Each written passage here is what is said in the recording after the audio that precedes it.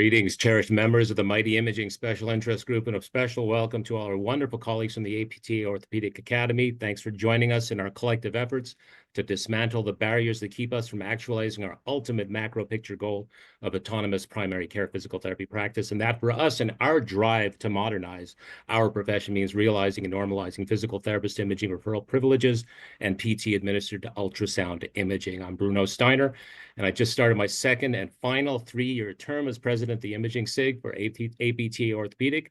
Tonight, the long wait is over. I have been chomping at the bit for a year to finally see tonight's guest bring their landmark research to the finishing line. My predecessor, former Imaging SIG President Chuck Hazel, has been urging us, goading us, all for outcomes, and here we are. And with that said, I am fired up to welcome this panel of powerhouse physical therapy researchers to whom we're all indebted to for their ongoing scientific contributions. Doctors Aaron Keil, Stephen Kareha, Kelly Clark, Evan Nelson, Scott Taufener, and Brian Barney have granted us a privileged first in-person presentation of their official publication, Ordering of Diagnostic Imaging by Physical Therapists, a multi-center analysis of successful implementation. I love the Aaron slide for tonight's membership meeting. PTs don't know what to order, insurance won't pay, and other misconceptions finally debunked and exposed.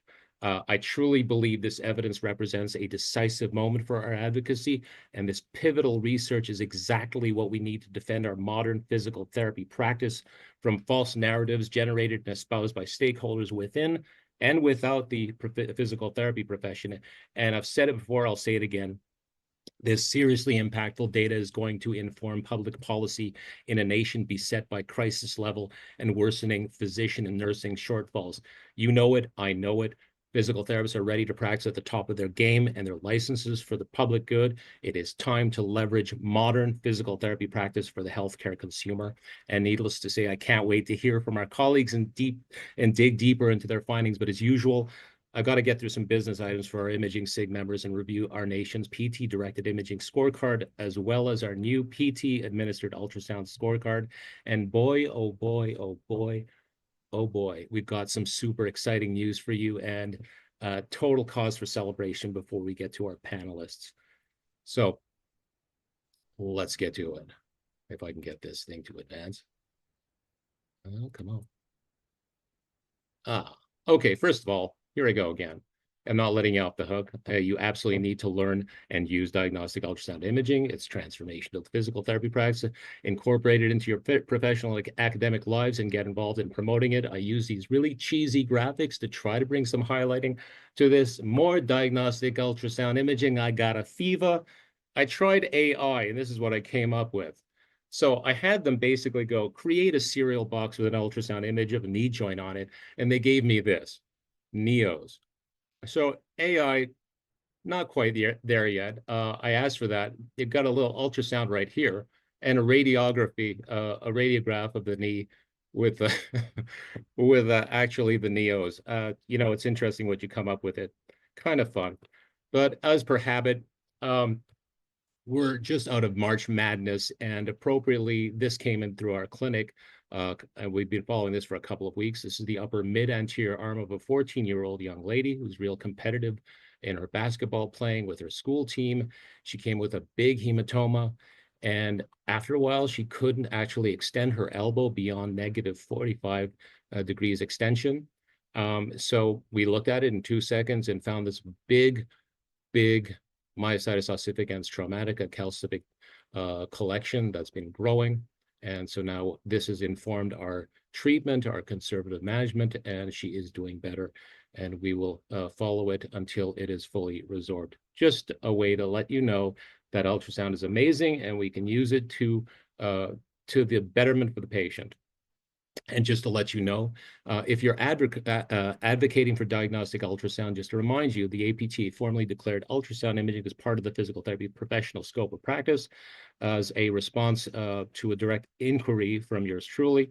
Let you know, the American Institute of Ultrasound Medicine recognizes physical therapists as licensed medical providers of MUSCUS, and they offer all kinds of online ultrasound imaging content, and we actively provide ultrasound imaging content for them as well. This has been a great relationship for us. And speaking of these important synergies, the gold standard credentialing body Intelios and their registries recognize physical therapist eligibility for their certifications. And more specifically, we should all be taking advantage of the incredible privilege of sitting for the physician's credential of the RMSK, the Emperor of all MUSCUS degree, board certifications. And this is governed by Intelios's Alliance for Physician Certification and Advancement. So the RMSK is actually the physician's credential, and we are allowed to sit it, and we pass this, and there are a bunch of us who are RMSKs, including me. And I'd be remiss if I didn't tell you to take advantage of Intelios POCUS Academy selection of certifications, which physical therapists are explicitly invited to work towards, including cardiac, vascular, pulmonary, visceral, pelvic, and abdominal, of course, MSK applications. These are much easier to work toward than the RMSK, but know that I want all PTs to go for RMSK and test our metal alongside our medical colleagues. And Murray Maitland is here. He was part of a big panel working with Intelios to actually bring these certifications, introductory certifications, foundational certifications to our student population as a foundational move to offer them. And this is a really exciting project we all got going with Intelios. It's so much more to come from this synergy. Onward, leading off, let's talk about the Mighty Imaging Special Interest Group membership meetings. For the newbies who are watching this, remember, if you want to check out previous membership meetings, just navigate to the Imaging Special Interest Group page on our website. It'll be the APTA Orthopaedic site, not the APTA website. They're two different animals, so make sure you get to the right place. Scroll to the very bottom of the page, and you will be seeing where we have these imaging membership webinars stored.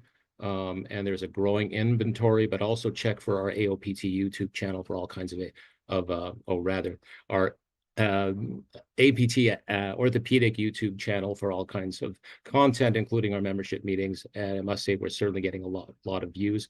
We actually just hit a historic 1,000 views for our imaging health membership meeting. It's really, we just broke the ceiling on that. It's just so exciting that people are actually responding to these meetings. I don't think it's because they're that exciting.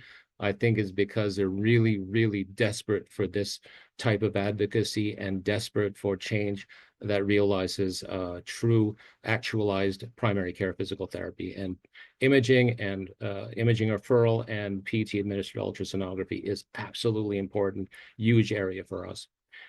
So here's just an example. This is the one that actually hit 1,000 views with Tim Flynn. That was really great.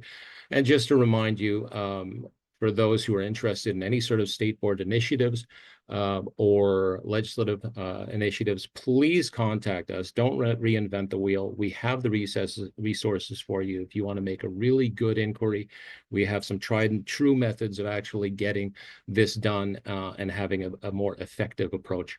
So please, I'm very good about answering my calls. So where are we with imaging referral privileges?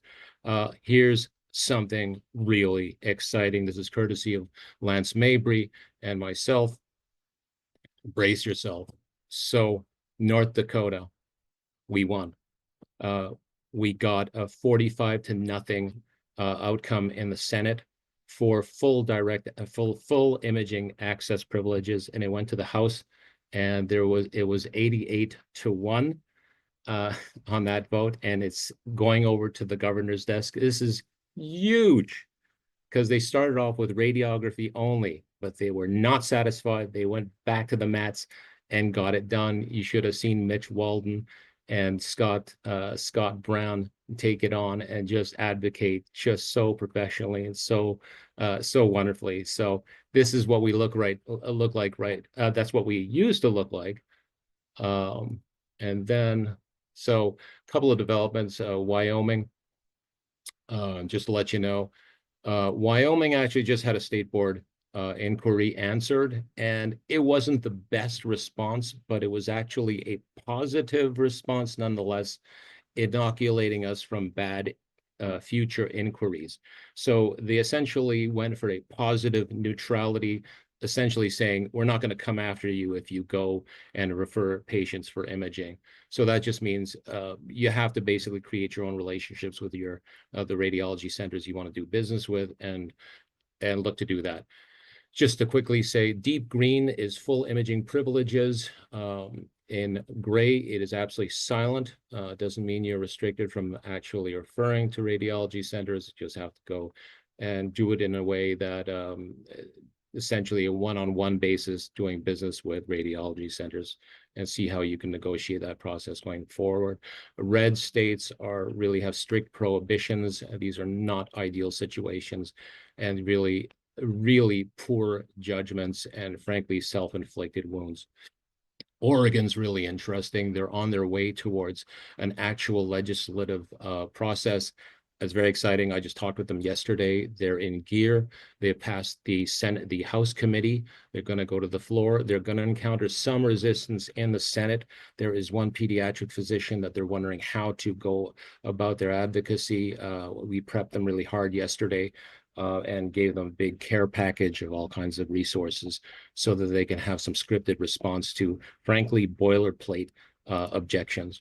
Now, I would have liked to, so in the pale green on top, there's North Dakota, that will turn full green, deep green with that victory. So we're really amassing a lot of victories this year. This is awesome. Don't forget, in the military branches, we have these rights of imaging referral privileges. That's not an issue. Now, first, Murray Maitland has raised his hand. What's going on, Murray? Yeah, Doug just said that Hawaii has got some sort of favorable ruling, and I was wondering what color you would put on your map. Well, is it for full imaging, Doug? Just ultrasound. Yeah, I got that one coming for you. Thank you. All right, you got it. So this is the new thing that I've added to this thing. Okay, here we go. Ultimately, there is no prohibition except for a couple of really sad cases. So there's kind of languages lumped together that allows us to use it as a physical agent for evaluation and treatment. But essentially, the sky's the limit for us. But some states have actually asked for explicit rulings on ultrasound to their state boards. And what we have was actually something really positive and explicit from Nevada. Not that they really needed it, but they wanted to actually explicitly ask, and they got a great response. We prepped them with the question. Doug White, you probably were involved in that inquiry, but Hawaii got that favorable result. I got that information from you about a year ago, Doug. And then we also had something favorable from Texas. Oregon actually had a really good response, but they have the odd situation. I put them in fuchsia because we have to actually have some sort of a reconciliation with the radiology board. This is the only state that does this.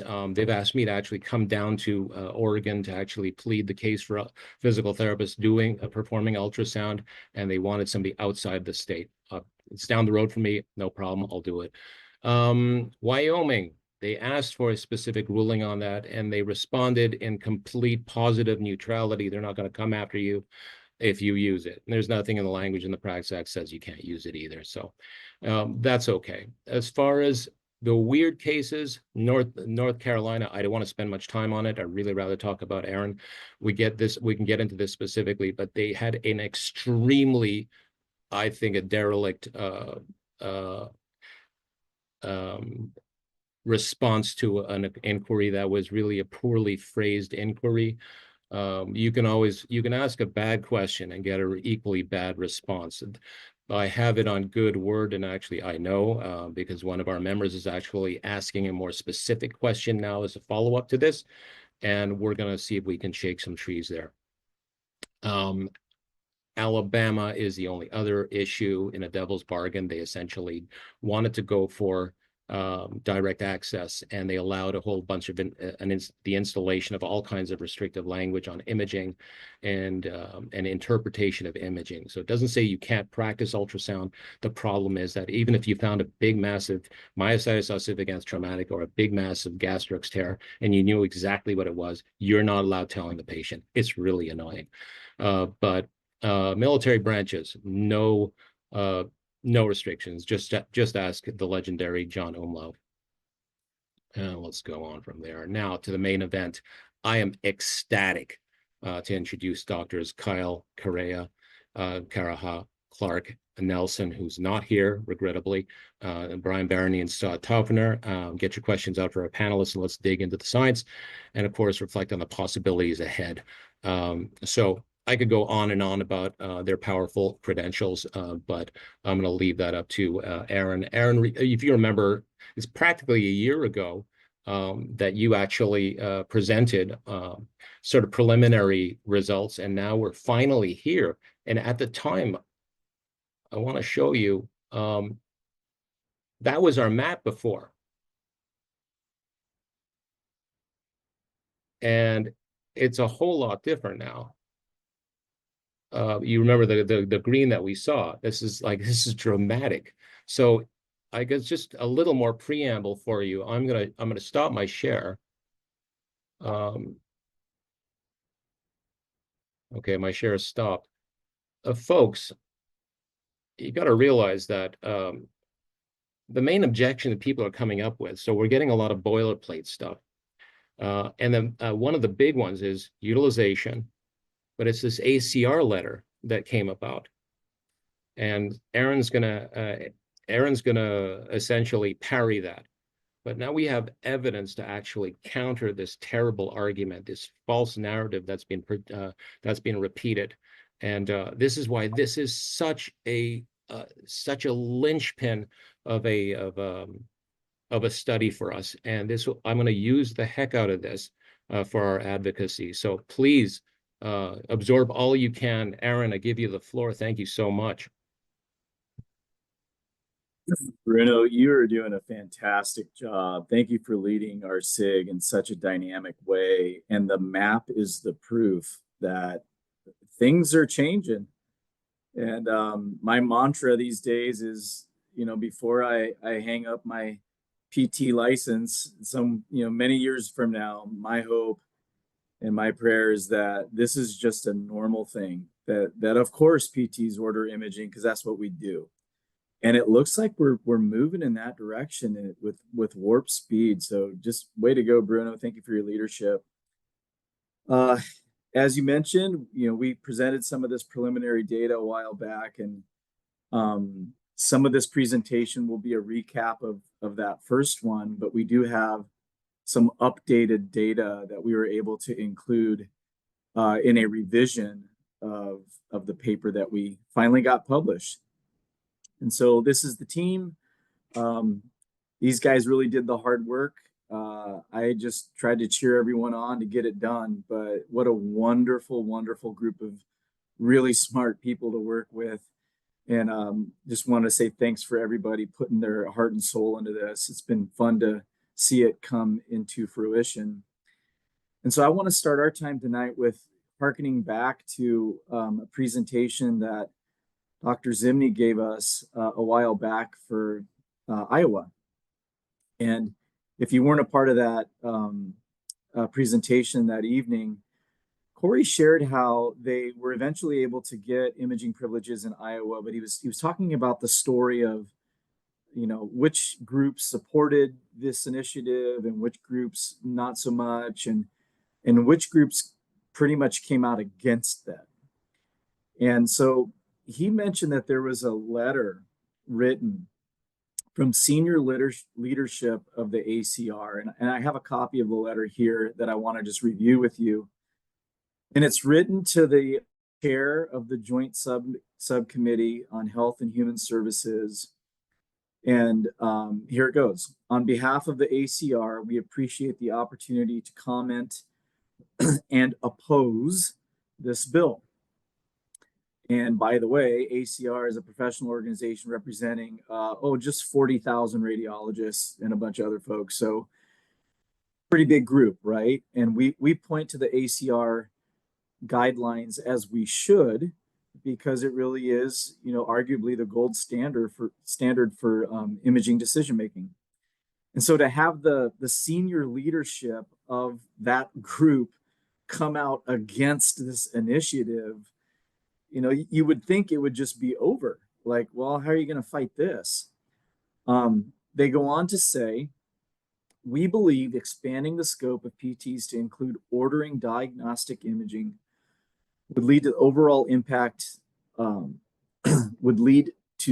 be burdensome to the overall impact on the healthcare costs in Iowa,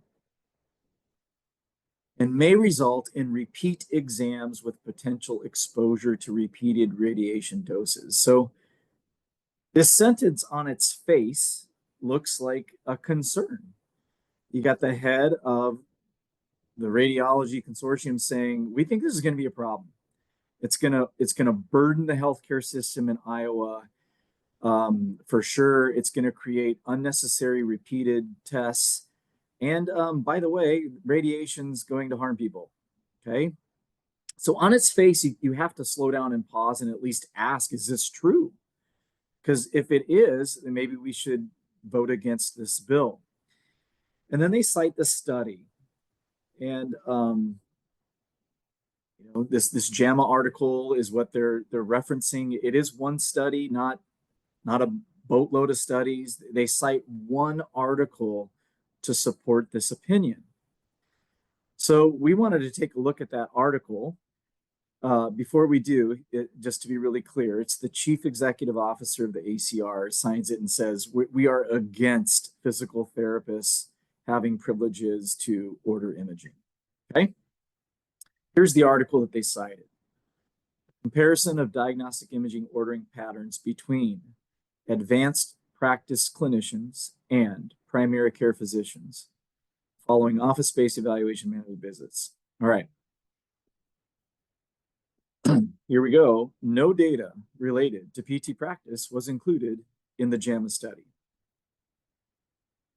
And I'm adding color commentary on purpose because I think it's kind of nuts that you would come out in such strong opposition to physical therapists specifically. We're not talking about nurse practitioners or PAs or other wonderful providers. That's not what we're talking about. We're talking about PTs, and we are trained differently, and it's just not the same career path. So to say we're against PTs doing this based on what other providers are doing just doesn't make a lot of sense. Now, you could argue, well, if there's no data out there about what PTs do with imaging, okay, then you go to like a sister organization or a sister profession. What profession's kind of close to what PTs do, and let's talk about what they do. Well, it's just not the case. There is evidence out there for sure. So this study didn't include any PT information whatsoever.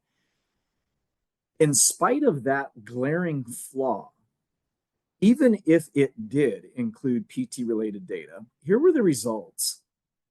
Advanced practice clinicians are associated with more imaging services than primary care physicians. So that's a big statement, right? People who aren't PCPs, who are, we'll call them mid-level providers, order more stuff than PCPs. All right. Well, how much more? Advanced practice clinicians were associated with more imaging than PCPs, ordering 0.3% more images per episode. I know that's just mind-shattering. Like, how could this travesty be happening in our? How's anyone paying the bills at 0.3% more? Okay. That was for x-rays. For stuff that really costs money, for advanced imaging, it was a whopping 0.1% more. Which, I'm not a statistician. I'm not a math guy, but hard to make a case that this is a really big issue at 0.3% and 0.1%. Like, it's negligible at best. So I just really feel like the citation of this study, I hate to put it this way, but I think it was disingenuous. I think you're pointing at professions that aren't even involved in this initiative. And furthermore, the actual data, this is a joke. This is not a problem in this particular study, at least. So they do say, while increasing use of imaging appears modest, I think it's funny how people write stuff. Like, I mean, just say it's not a big deal. Don't say the increase is a little, like it's negligible at best. So how about actual data about PTs? Let's talk about that. Here's a paper. And some of these folks that author these papers are on this Zoom call right now. So kudos for, just working tirelessly to help advance our profession. I won't read all of these titles, but the idea that we don't have data at all about PTs ordering, 20 years ago, maybe there wasn't much out there. 10 years ago, there was a handful of studies. We're getting there, guys. We're getting there quickly with more and more data, all right?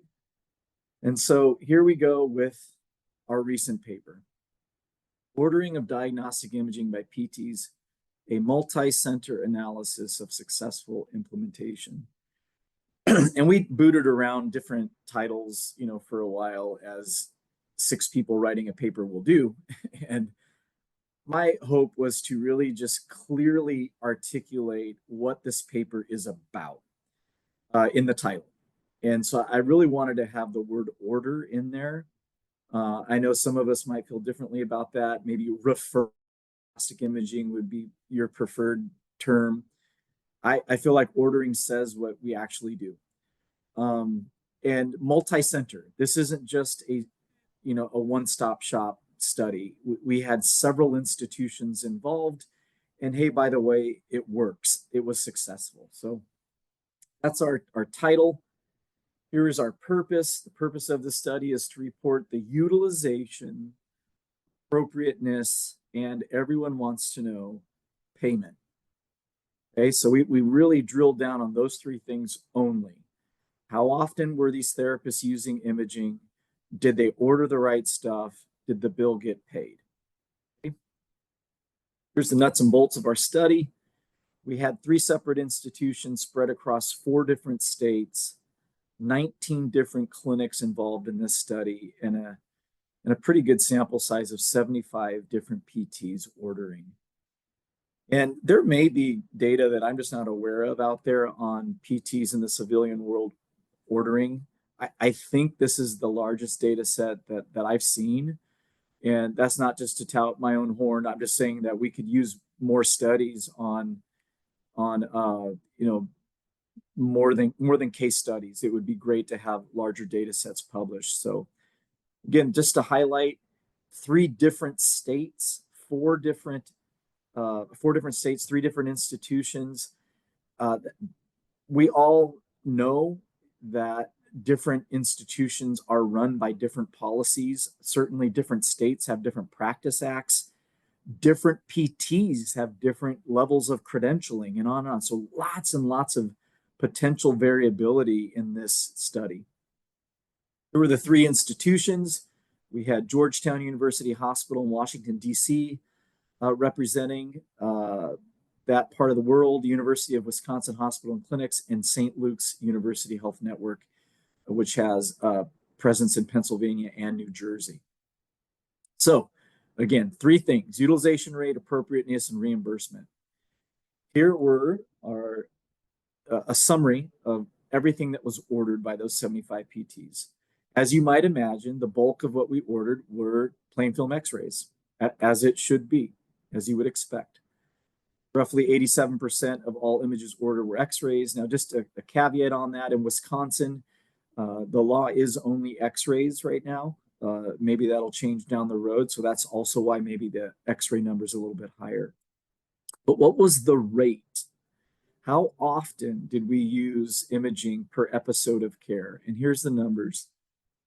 About 1% of the time per episode of care was imaging, an imaging referral started. And it's about 7% for direct access. So you might look at this and go, that certainly doesn't seem like a high number. Maybe it appears like it's too low. And this was my concern when the data first came out, was, is 1% of a problem really a problem? Meaning 1% of the time we felt imaging was warranted, we needed it for 1% of our patients. Well, do you really need it if it's just for 1%, right? And so we really wanted to get more information on why was the 1% just one? And we tried to get information on direct access versus referred patients that were referred. And we could only do that for 2 of the 3 institutions that we were able to evaluate. And so that data is here. When we were able to parse out truly just direct access patients, as you saw on the last slide, the number went up to 7%. And me personally, I feel like that's about where I think we want to be. Single digits for direct access situations feels about right. Now, it depends on the type of clinic that you're in. If you're in an acute sports injury clinic or a clinic like Dr. Steiner's in, like, the imaging rates are going to be different, of course. But for the general population, single digits seems about right for managing MSK conditions. And again, for direct access patients, it was 7%. Why was the 1% so low? And our authorship team got together and talked about this. And we feel like inherent in this existing process of making referrals, we really feel like a lot of PTs exercise professional courtesy by reaching out to the physicians that referred patients to them and said, hey, I think Mr. Smith needs an x-ray. What do you think? And the physician goes, yeah, I agree. I'll order it. And how many times did that happen? We didn't know. We didn't track that exact number, but it actually happened like a fair amount, as you can imagine. Okay, so the 1% is maybe the 1% because this ongoing communication between the referring provider and the PT still exists, which is not a bad thing at all. As I mentioned, the type of clinic plays a role.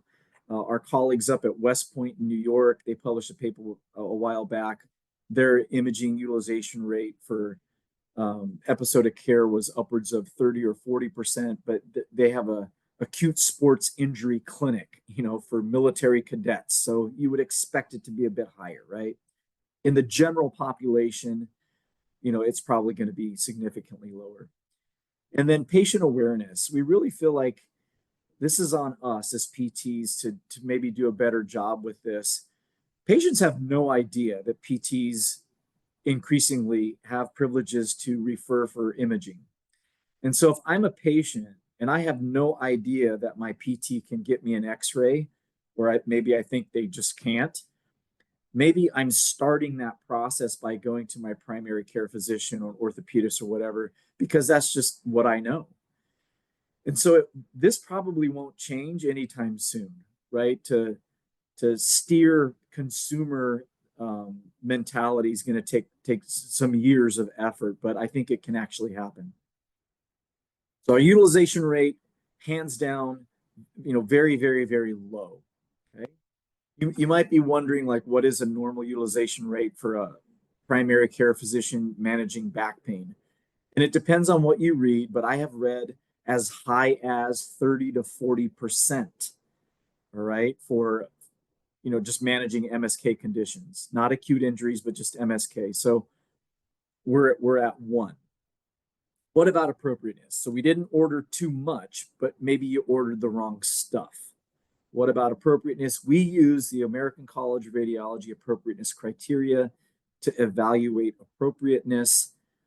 We did this in a manual way. So we reviewed charts and read notes and looked at clinical decision making and tried to determine if it matched ACR guidelines. So here's how we landed. These numbers are, we're pretty proud of these numbers. especially Steve at St. Luke's. They're at 100%. So our overall ACR appropriateness rate was 91%, which is awesome. Okay. Do you want it to be 100? Of course. Is anyone at 100? No one's close to 100. So it is dismal when you get outside of the PT literature that I have read numerous studies on the even just the awareness that the ACR exists by physicians is not to badmouth physicians too much, but they just don't even know that this is a thing that they can follow. So 91% is an A+. Okay. We didn't overutilize. We ordered the right stuff. Who cares if the bill doesn't get paid, right? If all that stuff is awesome, but the bill doesn't get paid, you're dead in the water. So we got to make sure that we're getting reimbursed. I'm going to read this because it kind of summarizes what we found. Decisions related to covered insurance services are unique to each patient's insurance plan, obviously. Despite the significant diversity by company, state, geographic region, and variation in policy, results of our study indicate no denials of claims for imaging services that were signed by PTs when routine pre-approval processes were followed. So we did what every referring provider does. We followed the same guidelines, the same parameters, the same hoops, which means the imaging centers are the ones to get authorization for these referrals because they want to get paid, right? So whatever process the local imaging center would use, which would typically be to contact the insurance plan and say, we have an order for an MRI for blah, blah, blah, blah. Here's the diagnosis codes, etc. We just followed the same stuff. Now, at times, did an insurance plan say, we're not going to cover this because the patient needs to go through 8 sessions of rehab? Some of these goofy rules that insurance companies have, right? They have to fail rehab before we'll order an MRI, pay for an MRI, whatever. Whenever they said that, which is the same type of rule they would apply to anyone else, they said it, and we didn't move forward because we couldn't, just like any other provider would not be allowed to. Okay, so we are not aware of a single incident at all out of 600 cases in which a patient was responsible for covering the cost of an imaging test as a result of a denied claim. That never happened, not once. And I get this question a fair amount, like maybe, the bill won't get paid, it'll get denied, MRIs are expensive, and this poor senior citizen who's on a fixed income is going to have to fork out $1,500 for their MRI. And that can't happen. We're not going to do that to these poor people. And I agree, we shouldn't be doing that. Did that happen ever? In our study, we'd say no, it never happened. Okay. So to summarize, our utilization rate, fantastic. This idea that we are going to, PTs are going to overutilize, again, the CEO of the ACR saying a lot of unnecessary stuff's going to happen. We're going to be doing repeat tests, and this is going to be harmful. Well, the data of physical therapists actually referring, the data would not support that statement. The data is the opposite. Did we order the right stuff? I'd say we did extremely well on picking the right things. And then finally, did the bill get paid? The answer is yes. Insurance pays for this. We know that Medicare does not, just to be really clear, they will not reimburse for PTs referring for imaging yet. Not yet. They do very much support direct access, as you probably know. And so my hope is that at some point, the light bulb will go on with Medicare even, and they'll get this, that this is a cost saver. So just want to say thanks again to the team. I think a handful of our team are here tonight to answer any questions that you might have. The end of this story is worth sharing, and then I'll be done. Here's the letter again that came from the CEO of the ACR. And it says here in this last sentence, "Thank you for your consideration of this very important issue. Should you have any questions, please feel free to contact our government relations office." And I know this letter wasn't written to me. It was written to, a state senator in Iowa. But I read the letter and I saw the email addresses. And so I decided to send them an email. And I won't share all the words in the email. I will confirm that it was a very professional email that I sent to these two folks. But here's a part of that email that I sent. And I referenced the letter that they reference, or the article that they reference. They cite the JAMA study, and I just want to comment on that study. Their letter states, and I have it in quotes, "These findings suggest that expanding the authority to order imaging to non-physicians has resulted in increased imaging and may have ramifications on care and overall costs." That's their own sentence that they use to say this is a bad idea. And I just wanted to comment on that sentence. So I said, because the JAMA study did not include PT practice, and I don't know why not, we thought it would be beneficial to share the results of a recent peer-reviewed study highlighting imaging utilization rates by physical therapists, as well as their adherence to ACR guidelines. Hey, did we follow your organization's rules and suggestions, by the way? Did we do it? Our hope is that by sharing this data, ACR leadership may reconsider its opposition to physical therapists referring for imaging studies directly. Indeed, as additional states may seek the opinion of the ACR on this topic, we trust that this data will serve to better inform any future recommendations. I wanted to write some other stuff, and I had to rewrite this a couple times. And I thought, you know what? You don't know what you don't know. Maybe they just had no idea that there was literature out there prior to our paper ever being published that actually had pretty good data on PTs ordering. And so I wish I could share that the end of this story was I got an email from the head of the ACR saying, "Oh, I'm so sorry, we won't ever do that again." I've heard nothing from anyone at the ACR. Bruno and I are crafting a letter in the next few weeks to actually share with ACR leadership and others whenever this topic comes up again, because it probably will, that somebody will point to this letter that was written that says very clearly, we don't think PT should do this. So we're getting a written response ready. And then I always end these discussions with this slide. And maybe you're on this call and you're the guy in red all the time, or you're the gal in red all the time. You're the one willing to step out and be like, "Hey, I think we can do this, and I'm willing to try, and I want to have that conversation, and I want to be the one." But maybe you're not. Maybe you're on this call and you're like, "Man, I wish I could have an impact. We don't do imaging where I am, and I think we should, and who's going to start it?"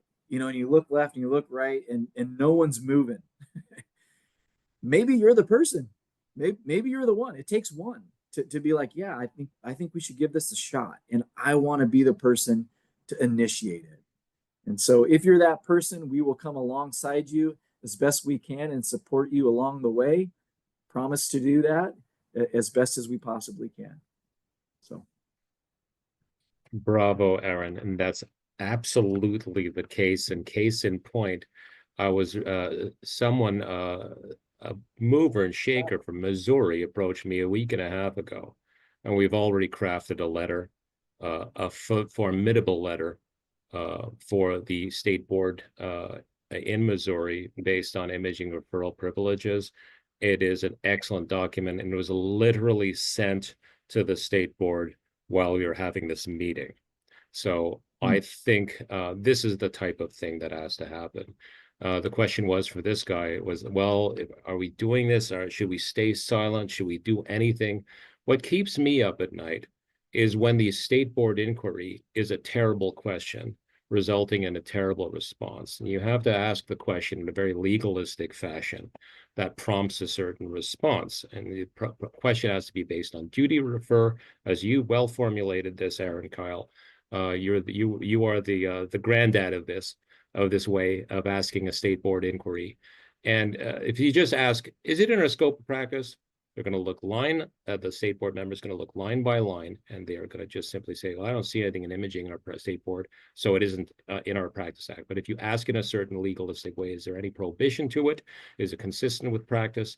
And does a radiologist qualify as a provider to receive our to be consulted for ordering imaging? And so there is ways of doing this that we can help. So anybody who wants to take the time, make the effort, I am here. We are here. We will help you along. We have model inquiries with just a little tweaks for your state. This was a great talk, Aaron.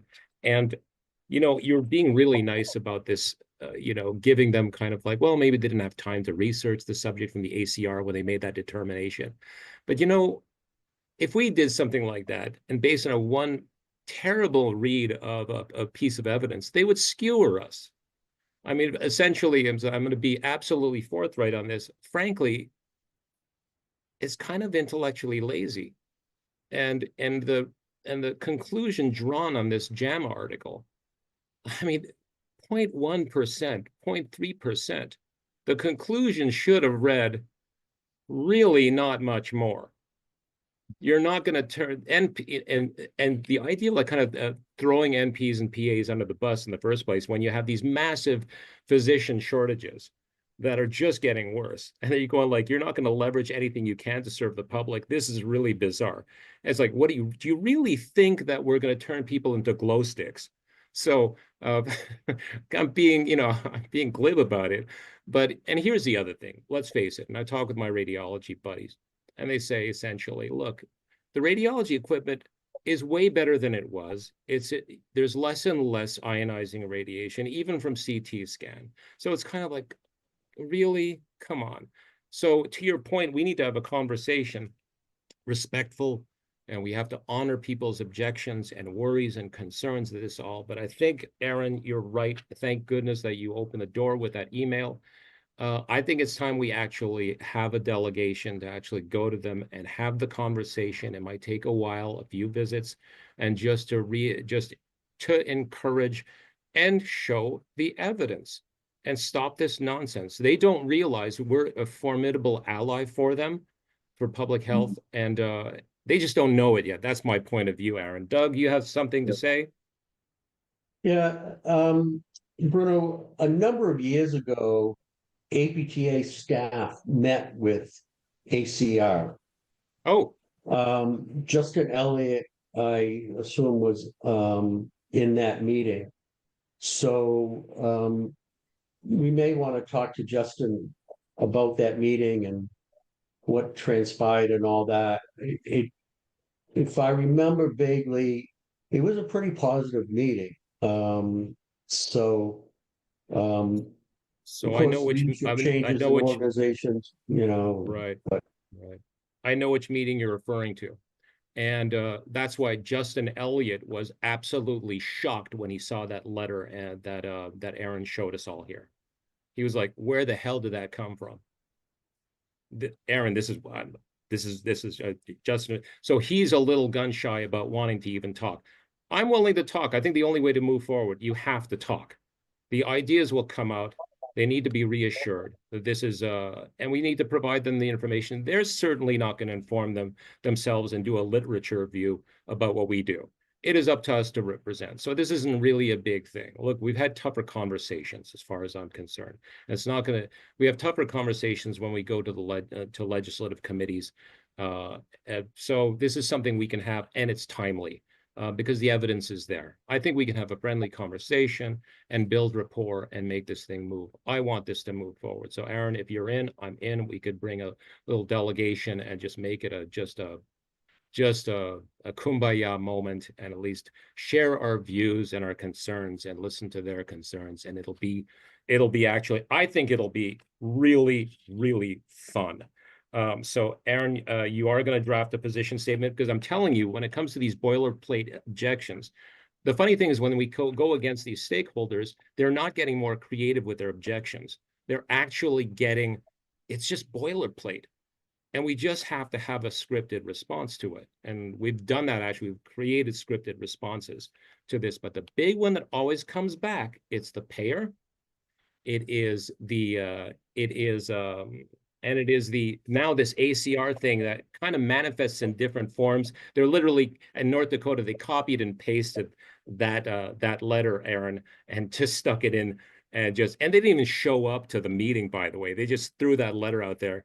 No representation at all. Murray, what you got? Yeah, just a comment or question or both. I'm concerned that the referral is too low. And you know, the number of times you guys do ultrasound in the clinic because you don't know what's going on, or you suspect a red flag or something else, it's way more than that. And when people don't have access to that imaging modality and they're looking for answers, you know, my concern is that by saying it has to be low, you're increasing the timidity by which people would refer. And I hope I'm hoping you can suggest, or we can go ahead with a research mechanism that can look at, you know, are we missing people and should we be referring more? Aaron? Yeah, Mary, you're right. I do agree with you. I think the number it's not reflective of reality, for one. It just isn't, unfortunately. But, you know, we wanted to share what we did know to be true, and the numbers are the numbers. We tried to explain it in the paper, like I did tonight, with why that number is probably lower than it actually is. And I think when a patient comes to us having seen a physician who may have already ordered imaging, it's a very different clinical path than if they are seeing us straight off, you know, without that. So to parse those two things out, I think is really, really important. And it's not as easy as it sounds to parse those things out. So again, we have pretty good data from Washington, D.C. at Georgetown on patients that indeed did not have a referral, but that's just not the case in a lot of institutions. They don't have the ability to track data as clean as that. So there are other papers out there that you know, I know you're aware of, about the imaging rate being a bit higher. Again, back to Mike Kroll's paper out of West Point at 30 or 40%, I think. You know, that seems about like fair for a sports injury clinic. So as time goes on, yeah, I would hope that we'd reflect the actual number, and the 1% in this paper doesn't reflect the actual number. But it's certainly not, you know, here's the accusations that we get when I'm advocating is the whole idea, you're going to order imaging like a kid in a candy shop. I mean, this is what we get when we're advocating. I mean, completely evidence-free assertions. I mean, surely we can agree that we don't order imaging like kids in a candy shop. At least.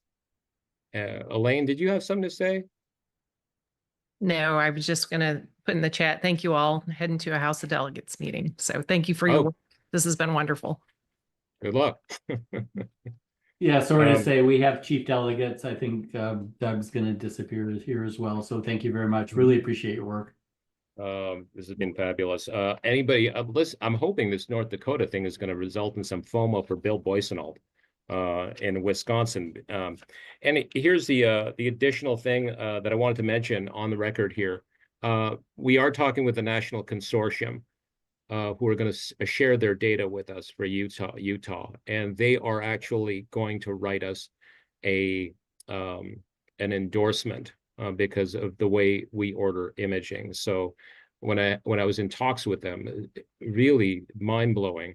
They were asking questions that basically the national representative, the national lead on the management of these radiology centers, about 148 all told in 22 states.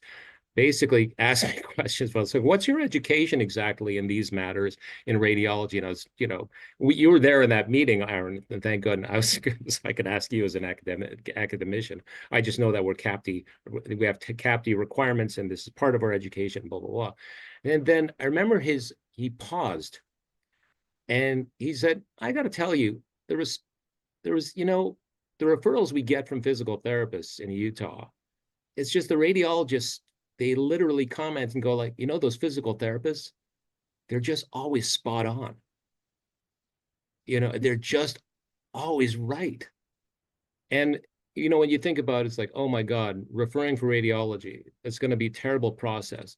These guys literally promised it. And we love your referrals. We know guys can do it. And you can always ask us what to order for certain things. I mean, it's not like there's this, the collaboration stops because we're physical therapists. So there's really beautiful synergies that we have to realize that are not scary. These are going to be really exciting. So I see an inevitability about this. I just see much more progress on this, and with every victory, with every piece of data that's going to come out, we're going to have more. North Dakota, Scott Brown just assured me that he is going to now with the new reality of all imaging, he's already collected data. He's going to keep collecting more data. He understands the needs of the SIG and our little mighty group, that we need data. As Charles Hazel will just keep on. We owe some thanks to Charles to keep your efforts going too.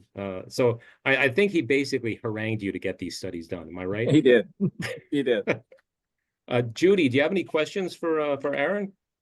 I'd had one, and I apologize. I've been a little busy, so I haven't had time to read the article since it came out. But I was just wondering if you could talk a little bit about the education and the training of the therapists that were involved in the study. Yeah, so Scott, I see that you're with us. I'm wondering if you would be able to comment about your therapist and how you rolled it out at your institution. Yeah, certainly can comment on what we do here in Wisconsin at the UW Hospital and clinics. We have all clinicians that are in the outpatient orthopedic setting have to go through our direct access training, even though we're a direct access state. Part of that training is our radiology education, which is physician involved. We have a physician that teaches for about 4 hours, and then we have my portion where we go over again ACR guidelines, general imaging uses, best imaging uses, and then we also have, I'm just looking at my battery, says it's at nine minutes here. But we go over actually how to order too. So how to place the order when the situation arises.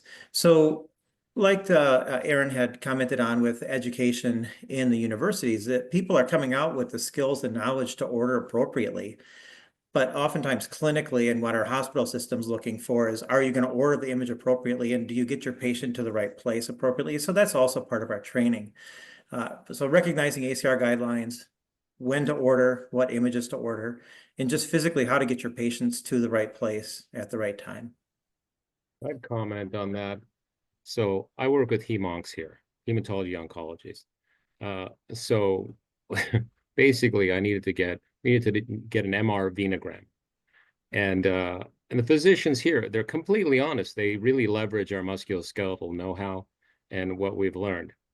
They're asking us where do we order? What do we order? How do I put the order in? Well, no, get Jen to do that. It's just, it's like, we tend to really worry a lot about processes that are normally learned among all healthcare professionals.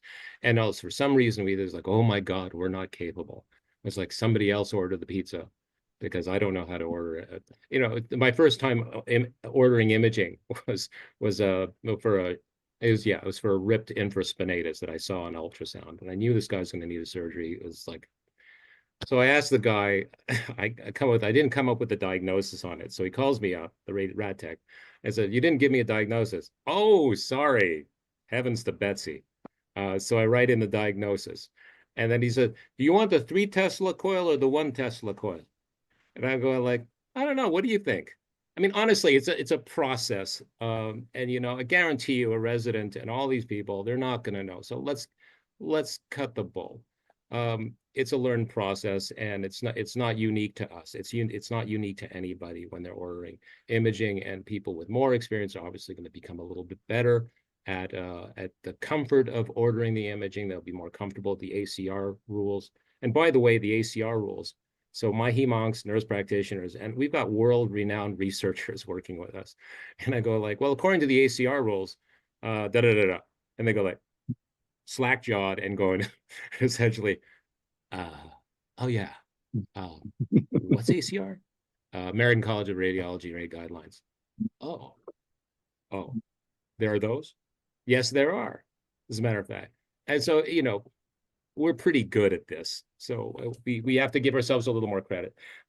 That's all I'm going to say on that. I know I'm being glib, but I just want to have a reality check for everybody else. Does anybody else have a question for Aaron? Aaron, do you have a Just comment? a quick follow-up for Judy. You know, at Georgetown, we decided for training that people could opt out if they wanted to, which I think is fine. And we had a handful of therapists who were like, I don't want to be a part of this. I'm good. You know, so like, okay.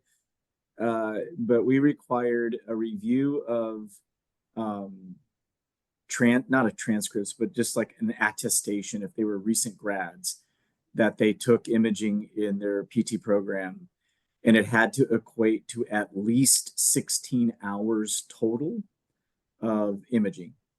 And if that hadn't happened, or it happened 20 years ago or whatever, we offered a 2-day imaging course that was available online at the time. And we said, you know, watch this course and, you know, figure it out. And then that will allow you to be a part of this. And then we also tracked the first, I think it was the first 10 advanced imaging orders by each practitioner. Our senior staff would just do a once over before they ordered the MRI or the CAT scan or whatever, just to make absolutely sure it was the right thing, kind of a quality assurance thing. And that's what we decided to do in DC. Is that necessary all across the board? There's debate on this. Like people will say, I learned what to do in school 100%. I don't need additional competencies. Why? The law says I can do this. I have a license. Let me hit the ground running. And I get that. I'm not opposed to that. I don't think it should be a lot more than a day or two at the very most. So I would be cautious about anyone making it bigger than that, because I don't think it needs to be bigger than that. I agree. The one thing that came up in the North Dakota thing, this is, by the way, it is actually recorded in North Dakota. It was a fascinating exchange. They were talking about Scott Brown, Mitch Walton essentially says, well, you know, for BS, for people with a bachelor's and master's, if they wanted to essentially supplement, there was some language included that said that they might need some extra, might need to do another, not course, but the language made it look really clumsy a little bit, or at least it was clumsily interpreted. That is like, that got mischaracterized. Hang on, you're telling us you can be good at radiology with a weekend course, and they'll harp on that. So I wonder how you would parry that. My answer was just, you know, you have to, drawing people who have BSs now that are working have an incredible knowledge, incredible experience. Usually they're the ones making the recommendations for imaging to their PCPs and all this. But how would you respond to that question if somebody said, well, you're telling me that somebody can just get good at this in a weekend course? That's going to come up. It did come up. Yeah. How would you parry that? Yeah. I would highlight that the training is not to become radiologists. It's not to interpret. The training that might be necessary is to understand the ACR criteria. That's it. Because you're telling practitioners, use the ACR criteria to make your decisions on what to order and when. Follow the ACR guidelines. Okay, what are they? And that's not a month-long process. That can be pared down into a few hours, really, of like, here's the website. This is how you use it. And So I would back away from, do you need to understand how a CT scanner works? No. Do you need to, know all of the views possible for plain film X-ray? No, you don't. You need to follow the guidelines that are published. So how do you train someone to do that? You can do that pretty quick. And by the way, I don't know if you're aware of it. There's a bunch of really good rad tech apps that show you all the views for and positions that I've actually used. Really fantastic. So there's all kinds of help out there. Scott, I felt like you had also something to add to this. I mean, I suppose I enjoy talking on this. I have a lot to add, but yeah, I mean, in terms of the training part, like Aaron said, it's really the ACR criteria. I was going to add, I find a big part of the training, and like we talk about, are we referring to physicians to recommend imaging and then they order? With our Wisconsin data, what we really did find was, for the first 3 years of the study data, we had 20 some PTs order 100 images. And over the next 3 years, we had 46 PTs in total order an additional 300 images to make up 400 orders in total. And so what we see is the PTs really just have to get more comfortable with the fact that they're ordering providers. And again, sometimes the training is what helps that too. Is reassuring that and finding that support within the hospital system, that you're an ordering provider, and you can be recognized as such. Yeah, I feel like it's more a process, isn't it? Yeah, I'd agree to that. Yeah, this idea though that it's pretty pervasive in my experience working at multiple institutions now over the last few years. Therapists are by and large, I don't know if nervous is the right word, but they're reticent, they're hesitant to pull the trigger. And I appreciate that we want to do it the right way, and we don't want to harm the patient, and I like that, but I think it can be a stumbling block sometimes too. That, like you're saying, Scott, we just need a little bit of attaboy, like a little bit of push, like you're gonna be okay. It's all right. You're not gonna kill somebody by ordering an X-ray. It's gonna be all right. So, but it is kind of an interesting dynamic to see this play out. I remember when I first ordered my very first X-ray, and I was leading the charge for this all to happen, and was like, "Yeah, we're gonna do it. I got nervous." Of course, of course. Like built in all of us probably to be that way. Absolutely. Does anybody have some questions for Aaron or Scott before we wrap this up? No. All right. Look, we've got some exciting stuff happening. One of our other dear colleagues, Dallas Ermentrout and Bremen Abul, hopefully we'll get their study, the meta-analysis of imaging referral, with very favorable results. We're hoping that gets published in PTJ. We're waiting for the results right now. And we're going to have Scott Brown and Mitch Weldon, hopefully, definitely Scott Brown, and he's going to take us step through step on this legislative effort. They had to go the hard way, and that was getting radiography first, and then they decided we're not going to let up, just like Arizona did, inspired, continued, and victorious. So they showed us, there are many ways of getting this done, and they got business done. And we just want to hear their blow by blow and see what they came up with, see how nervous people got, see what happened in the corridors of power. I think it's going to make for a really interesting story. So we're looking forward to Scott being able to to join us. I'm on vacation for the next month. I'm teaching in Dubai as well. But we'll hopefully get back together in May. This has been always a pleasure to have you, Aaron and Scott.